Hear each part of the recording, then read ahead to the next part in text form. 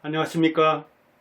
시간이 인생의 핵심 자료인데 시간에다가 여러분의 열정까지 더해서 이렇게 제 방송을 시청해 주셔서 감사합니다. 좋은 인연이 되기를 바라면서 노인의 행복은 어디에 달려 있는가? 열쇠는 누구에게 있는가? 정답은 자기 하기 나름이다 하는 이야기를 해보겠습니다. 도부라는 것이 있죠. 도부. 네. 러브가 아니라 도부. 비둘기라는 뜻인데 비누 브랜드를 가지고 있죠. 비누를 많이 생산하고 뭐 세정제 같은 거라든가 이런 뭐랄까요, 업체답게 도부에서 10개국 여자들 18세에서 64세까지 3,200여 명을 대상으로 조사를 했습니다. 당신은 아름답습니까? 하고 조사했으니까 얼마나 내가 아름답다고 했을까요? 당신은 미인입니까? 하고 물으니까 87%는 아닙니다. 자, 나는 미인 아니에요. 그리고 미인이라고 한 사람은 놀랍게도 4%입니다. 4%. 예. 4%만이 나는 미인이다. 그렇게 이야기를 했습니다. 아마 젊고, 자긍심이 높은 사람들만이 그렇게 대답했을 겁니까? 했을 것입니다. 왜? 미인의 기준이 세계적으로 너무 높은 거예요. 우리나라는 성형공화국이라고 하죠. 그걸 보면은 아마 자기가 미인이라고 한 사람이 더욱더 드물었을 거예요. 누구보다 갑순이보다 순심이보다 나는 못났어. 저 탤런트 얼마나 잘생겼는가. 키며 얼굴이며 코며 입술 눈. 아니 그 미인 기준이 자기 표준입니까? 그리고 매체에 나오는 미인이 진짜 미인입니까? 외모가 좋아서 누구는 나보다 공부는 못했는데 결혼 잘해가지고 자녀까지 잘 가르쳤다. 그렇게 생각하니까 진짜 드라마에는 미인이 안 나오는데 미인은 자신인데 자기가 미인이라고 생각하는 사람은 세계적으로 이렇게 10개국이나 조사를 해봐도 4%밖에 안 되고 87%는 나 미인 아니야. 그리고 나머지는 아마 응답에 응하지 않았거나 이러지도 저러지도 않은 거죠. 그러면 자, 여성들한테 그렇게 물어봤는데 한번 당신한테 물어봅시다. 당신은 성공했습니까? 이렇게 물으면 역시 노인들 중에 90% 이상은 아니야, 난 아니야. 그리고 성공했다는 사람은 역시 4% 안팎? 그 정도는 나올란가요? 후회 없는 인생, 나는 후회 없이 살았다고 하는 사람이 여러 이제 그 조사 설문지 내용이라든가 이런 것 저런 거에 따라서 좀 달라지긴 하지만 한 3, 4% 안팎입니다. 그래요. 성공한 이 재벌들한테 물어봐도 각 분야에서 전문가들한테 물어봐도 나는 전문가 중에서는 성공 안 했어. 겨우 여기에서 흉내나 냈지. 그럴지도 모릅니다. 그럼 저한테 물어보세요. 저는 성공했습니까? 전 중고등학교 교사하다가 교수하려고 했는데 성공 못했습니다. 박물관도 짓고 싶었거든요. 그런데 현재까지 성공 못했고 그 꿈은 접었습니다. 작가가 돼가지고 책 4권이나 썼지만 무명 작가입니다. 유튜버 이렇게 하고 있죠. 지금 3년째인가요? 4년째인가요? 그런데도 1000명도 못 넘기고 있잖아요. 꿈 못 이뤘잖아요. 하고 싶은 것 열심히 한다고는 했는데 뜻대로 안 됐잖아요.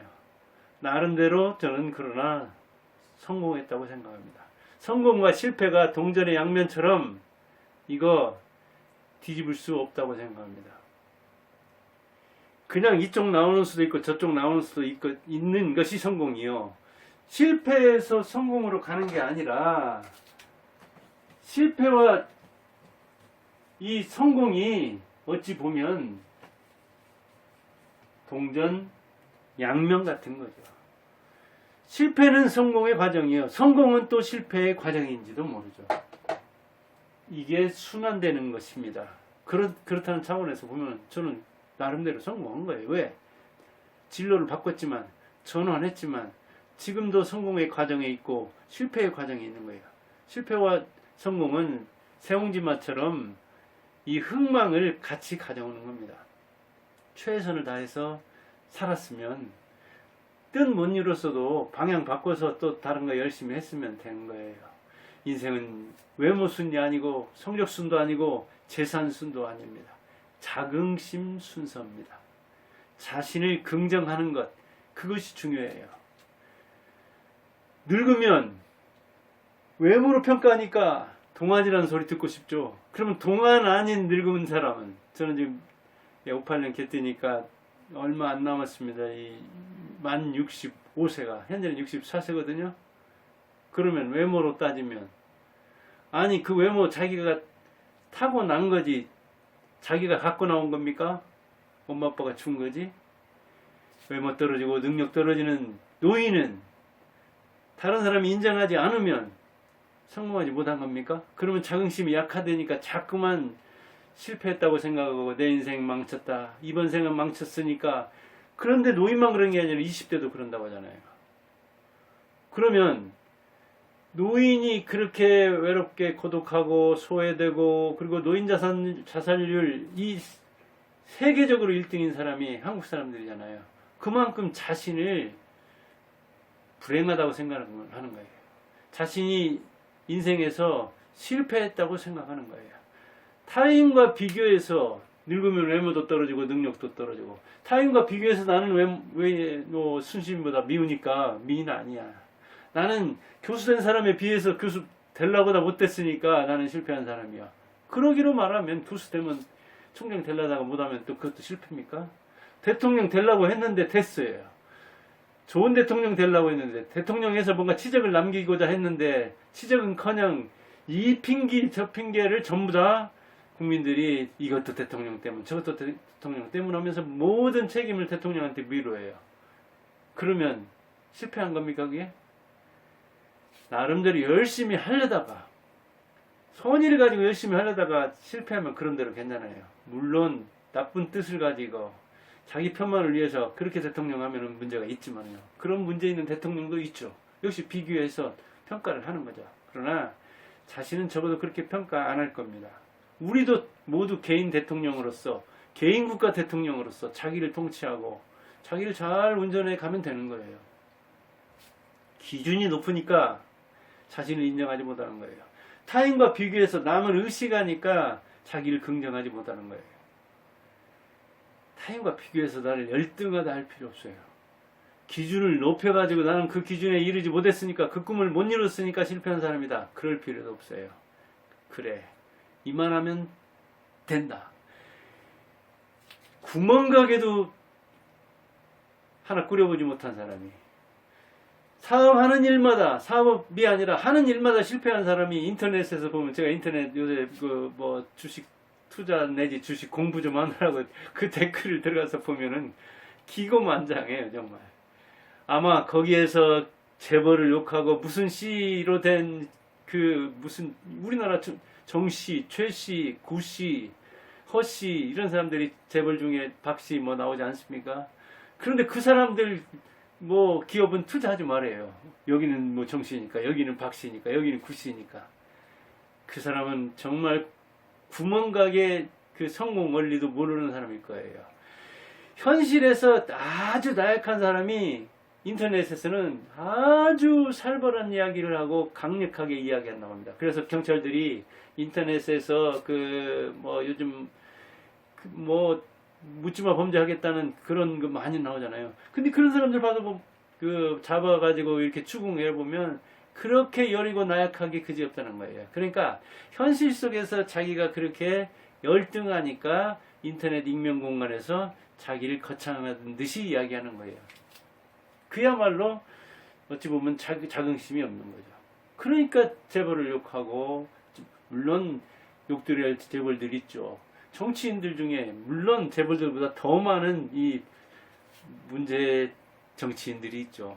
그 사람들을 논리적으로 이야기하면 괜찮은데 그 논리가 아니라 정말 그 뭐랄까요, 자기 더러워지는, 자기 입부터 더러워지는, 자기 손부터 더러워지는 그런 말을 하는 사람이 있는 거거든요. 현실에서는 구멍가게도 이루지 못한 사람이, 주식 투자에서는 실패하고 또 실패한 사람이 익명공간에서는 그렇게 남을 끌어내리고 물귀신 작전 쓰면서 자위하는 사람들이 있거든요. 그 사람은 자기 인생에 더 열심히 해야 할 그 자원을, 인생의 핵심 자원을 다른 사람을 비난하는데, 자긍심을 더욱더 채워야 할 사람이 그 자긍심을 다른 사람을 비난하면서 더 까먹는, 자긍심은 자기를 남을 비난할수록 더 까먹는 수가 있는 거거든요. 남녀노소의 최대 관심은 뭐냐? 신경정신과 의사도 그렇고, 상담에 이렇게 상담 심리 하는 사람, 상담소 사람도 그렇고, 학교에서 저도 교사도 해보고 학원도 해보고 그랬지만, 거기에서도, 그리고 요양원에서 정말 와병 환자로서 누워서 지내는 그 환자에게도 최대 관심은 뭡니까? 미래입니다. 미래. 앞으로요. 앞으로 내가 더 좋아질 것인가? 더 좋아지고 싶다는 이야기예요. 근데 더 좋아지려면 어때야 돼요? 자기를 긍정해야 돼요. 앞으로 내가 뭐뭐 하고 싶다. 더 좋아지고 싶다. 요양원에 있는 환자는 조금만 더 나아서, 와병 환자는 걸어 다닐 수만 있으면, 밥도 못 떠먹는 사람은 밥만 떠먹어도, 화장실 왔다 갔다 못하는 사람은 화장실만 드나들어도 이게 희망이 되는 겁니다. 최대 관심은 앞으로 지금보다 더 좋아지는 거거든요. 그런데 노년은 특징상 어때요? 앞으로 갈수록 더 좋아지지 않잖아요. 사실은 오늘이 최고 좋은 날인 거예요. 최고 젊은 날인 거예요. 최고 아름다운 날인 거예요. 최고 건강한 날이에요. 그런데 비누 회사에서, 일개 비누 브랜드에서 조사를 하니까 당신은 아름답습니까? 왜 아름답다고 보세요?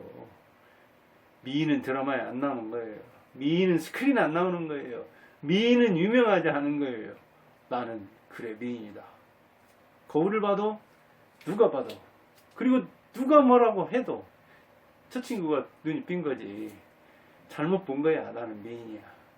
당신은 성공했습니까? 그래, 나는 성공했어. 내 인생 여한이 없어.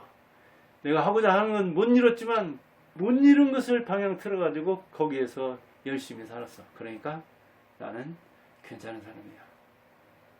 그렇게 생각하면 되는 거예요.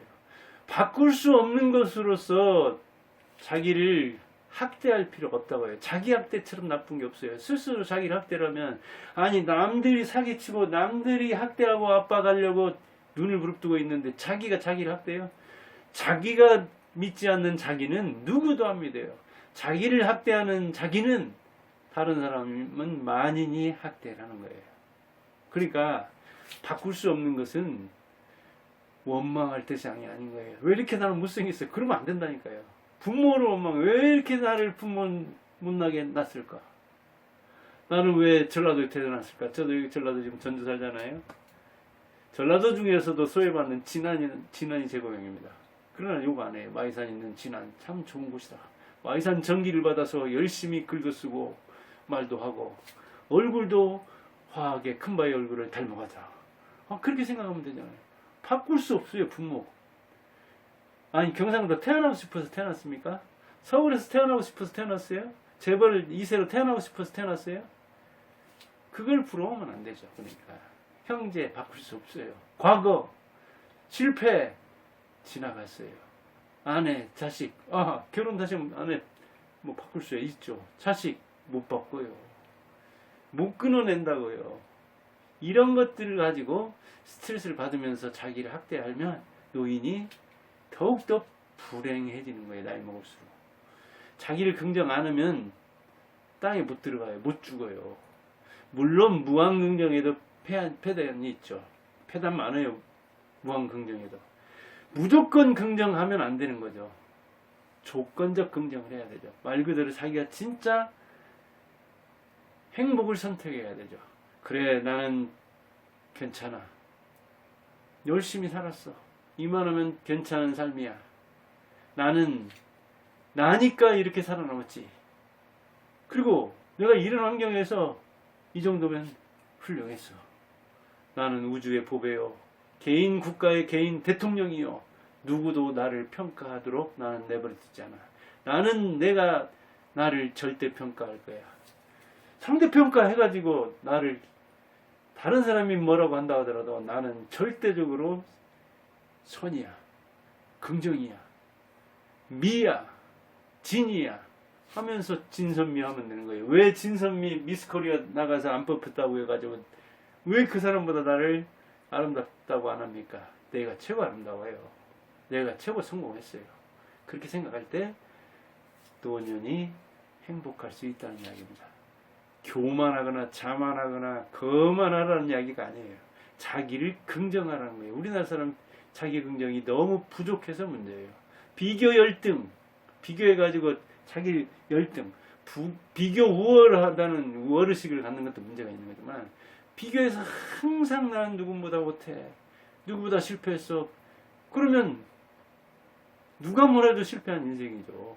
그래서 재벌들 중에도 그렇게 자긍심 없는 사람이 있고 그렇게 대통령 중에도 자긍심이 없는 사람이 있는 거예요. 그러니까 노무현 같은 사람은 어찌 보면 자긍심이 없으니까 자살하는 거예요. 노무현이 자살할 때 전두환이 그랬잖아요. 대통령까지 지낸 사람이 자살하는 거 나무랬잖아요. 그래야 문제가 있는 거예요. 자살은 극단적 선택이 아니에요. 자살은 자기를 죽이는 거예요. 그런 차원에서 노년 자살 우리나라에 많은데 참 문제가 많은 거고 그렇게 최고직까지 오르는 사람이 자기 삶을 그렇게 정리한다는 건 문제가 있는 거죠. 노무현은 뭐 다른 데도 문제가 많지만 물론 좋은 점도 있고 잘한 점도 있죠. 그러나 불행하게 자기 인생을 마감했잖아요. 그보다는 훨씬 아름답게 삶을 마무리하면서 멋진 모습을 가족에게만 보여줘가지고 무명하기 그지없지만 동네에서도 안 알아줬지만 그래도 야 우리 아버지 인생은 멋지게 마무리되었어. 나는 아버지의 아들로 태어난 게 아버지의 딸로 태어난 게 행복하다.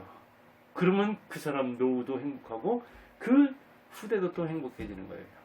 그런 차원에서 인터넷에서 자기는 구멍가게 하나도 못 이뤘으면서 뭔가 그래도 이룬 사람, 물론 긍정적으로 이뤄서 자선까지 베풀면 더욱더 좋지만 그래도 뭔가 어느 부분에서 일가를 이룬 사람에게 긍정적인 부분도 있고 부정적인 부분이 있을 때 부정적인 부분만 이렇게 들어서 우리나라 청문회가 그러죠.